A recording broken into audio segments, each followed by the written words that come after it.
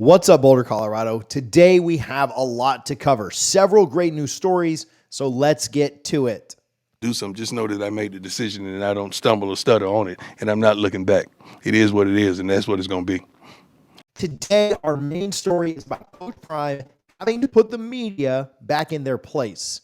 Recently, Coach Prime swapped around the team's offensive play callers, and that swap led some in the media to pass judgment with very limited details. So grab you a pack of Oreos, sit back, and get ready because this is the prime time for college football. Our first story today, we're going to talk about Coach Prime firing back at the media for judging without details. Let's listen in. Do something, just know that I made the decision and I don't stumble or stutter on it, and I'm not looking back.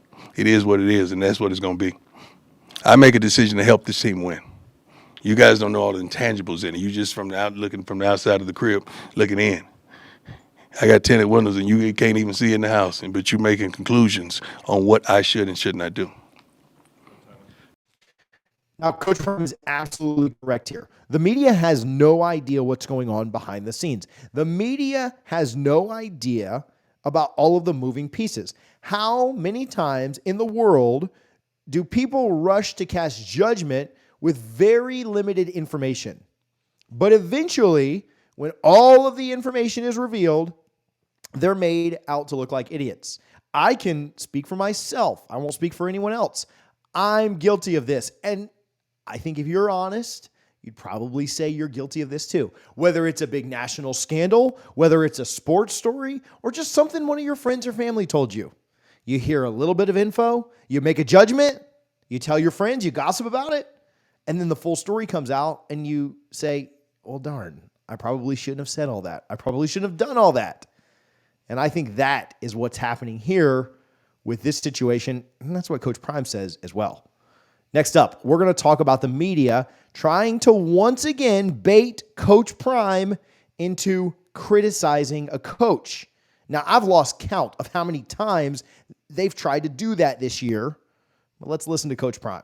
We're not going to demean Sean Lewis, sir. We're not going to do that. We're not going to take that tone. Sean is a good man. I think he's a good play caller. We just needed change at the time. We just needed to try something else at the time. And that's what we did. And I don't look back on it. I don't second guess myself whatsoever because it's more to it than what you may know. Okay, so let's just trust the process. Let's just trust the process. Sean is we're not going to demean any coach on his staff by any means. I don't get down like that. I don't move like that. I'll say it until I'm blue in the face. I love that Coach Prime came to Coach Sean Lewis's defense here. Coach Prime is not going to demean a coach on his staff. He believes in him and he stands by his decisions. And guess what? I don't care if Coach Prime didn't like him. I don't care if Coach Prime was ready to kick him out. I don't care if Coach Prime already had another job lined up for him. He wouldn't demean him in front of the media. He wouldn't bemoan or belittle or talk bad or talk negatively about him to the media. First of all, Coach Prime doesn't do that for anyone, let alone somebody inside of the family. Coach Prime's no dummy. What kind of offensive coordinator is going to want to come work for you if you do talk bad about the last guy?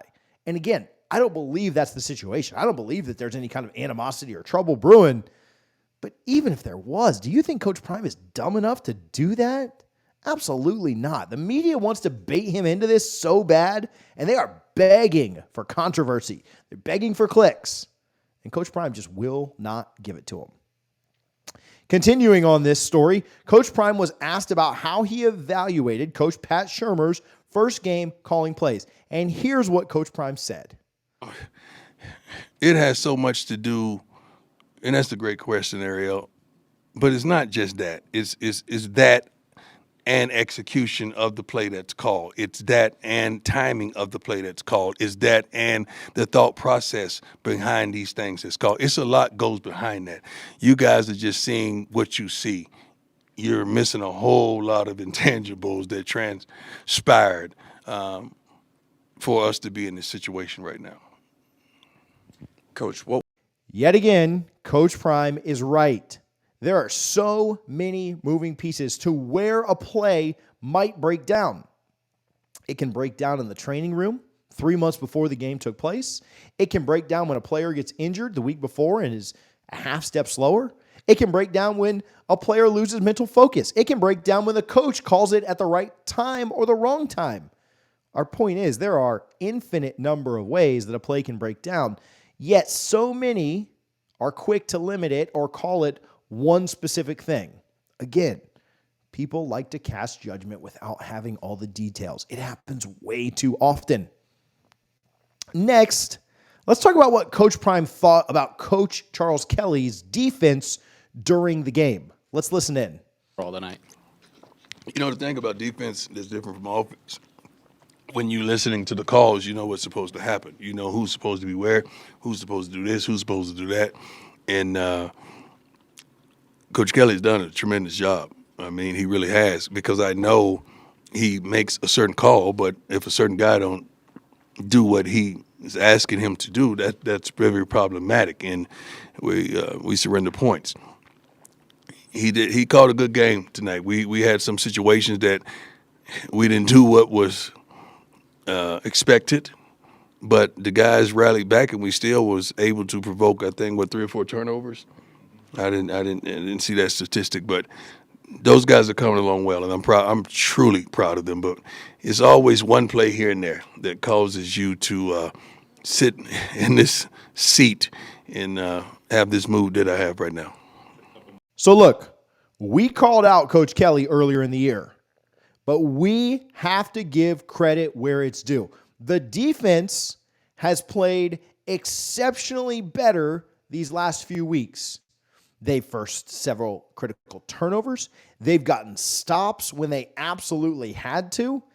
And if you take away the blunder that happened at the end of the first half, they really held down this Oregon State team and had a great chance to pull off the upset. The defense has been very, very good, and I'd even say underrated at times. But they've been great lately, and credit where it's deserved. Coach Kelly has got those guys playing differently here recently. Next, we're going to talk about some wise words that Coach Prime shared about the difference between belief and action. Let's listen to that clip. You could think you're going to win all day long, but when you believe it, that has to be partnered with action. Yeah, belief comes with action, you know. Faith without works is dead. That's what my book tells me. So you got to have, it's okay to have that faith that you believe, but I got to see the action behind it. And that's what we challenge the young men to come out in the second half and show us the action of the belief, not just sit up there and say, oh, we going to win. That's easy to say, but we need to see the action behind it. And that starts not just on the field. That's watching film, that's preparing, that's taking care of your body, getting the proper sleep, and just doing what we ask of you to do, so we could win again. There is definitely a difference between believing something and then believing in it so strongly that you take the action required to bring that belief to life. A lot of players on this Colorado football team are learning that lesson this season.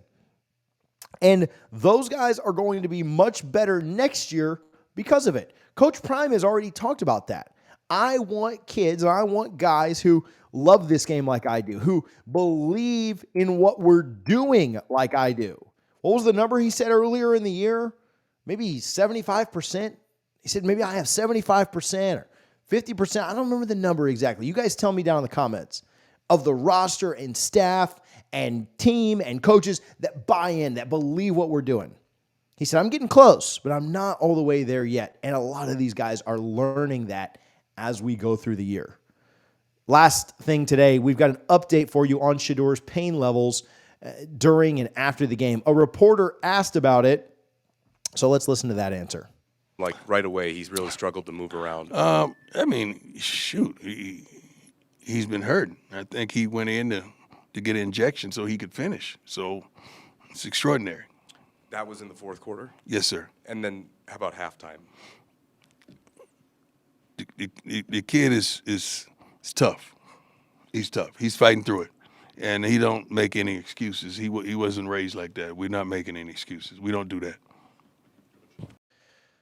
But once again, Shedeur was fighting through a lot of pain this week. He clearly wasn't moving as well as he had in prior weeks, but he wasn't going to let his teammates down by sitting on the sideline. The mental toughness that this kid has, as well as the physical toughness to just keep going, is pretty special.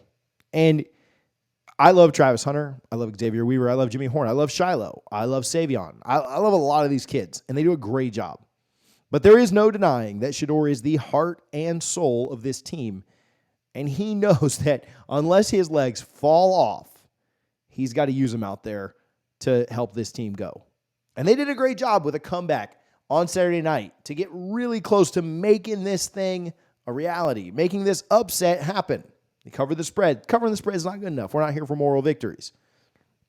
But the only chance they had was Shedeur playing through the pain. And he continues to do that week after week after week after week. Offensive line looked a little bit better this weekend. Defense looked a little bit better. Just didn't make enough key plays at key moments. Had a big blunder there at the end of the first half. Coach Prime owned that in his halftime interview. But they're getting closer. And if you can't tell that this team is turning a corner, they turned a corner to start the year when they started out 3-0. And right now they're learning some difficult lessons, but they're turning another one right now. And if you can't tell that by the close games they've played in back-to-back weeks against ranked opponents, then maybe that's just not something you're going to see here soon. Got another big one coming up this week against Arizona. We're going to take you through all of that. We're going to talk about it a ton. Make sure that you're locked in with the channel. If you haven't yet, join the family. Join the Prime Time for College Football. Join us on the channel by hitting that subscribe button. We appreciate you. We love you. We thank you for the support for not only us, but for Coach Prime and this team. We will talk to you guys soon. Thank you for watching the Prime Time for College Football.